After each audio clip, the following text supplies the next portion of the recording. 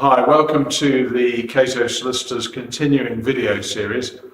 I was asked the other day by a potential customer what sets us apart from other firms of solicitors, and it's not a difficult question for us. Obviously, like every lawyer, we have integrity. We'd never tell anyone to do anything that we wouldn't do ourselves.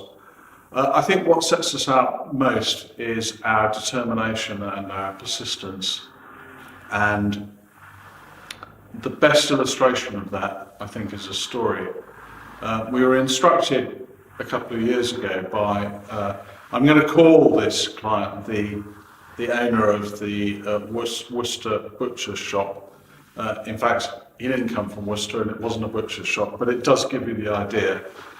In the local paper, he was called the Worcester Butcher Shop Groper because he'd been accused of fondling or groping two of his female clients.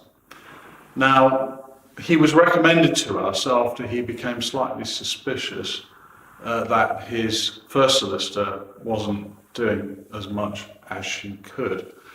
At the directions hearing before the trial, the directions hearing is where the judge says how long the trial's going to be and so on.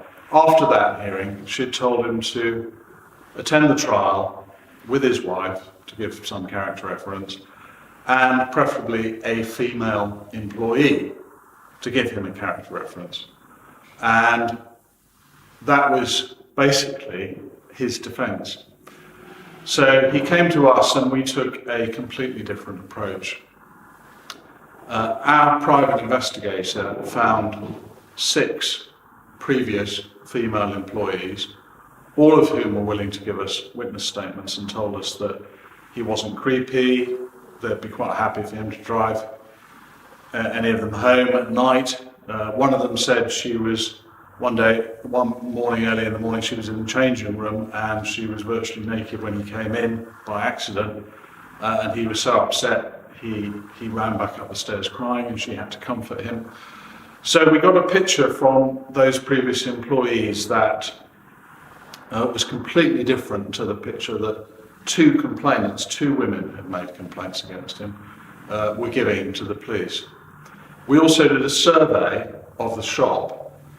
So when we got the statements from the 2 complainants, we had our surveyor survey the whole shop, and we arranged some, we drew on some dummies to show what the where people had been standing when the alleged incidents had happened. Anyway, so when we got to the, we had a bit of trouble with the judge about our 6 witnesses, but that's another story. When we got to the trial, the first complainant went into the witness box, and our counsel asked her, in relation to the first incident she was alleging, she asked her to confirm that she'd been standing precisely where she said in her witness statement, which she confirmed, and also where our client had been standing. And after she confirmed that, she was taken to the survey report we'd had done, and the drawing that we'd had put on of our client, an accurate drawing of our client and her, where they were both standing, showed that his arms would have to have been 8 feet long to have reached her breasts from that position. There was also another incident which was exactly the same, where she said what was happening clearly could not have been happening where she said it was happening.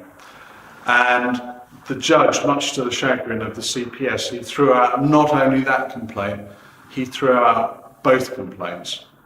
And I think I'm satisfied that through our persistence and our determination, we avoided a conviction for the undoubtedly innocent Worcester Butcher Shop Groper.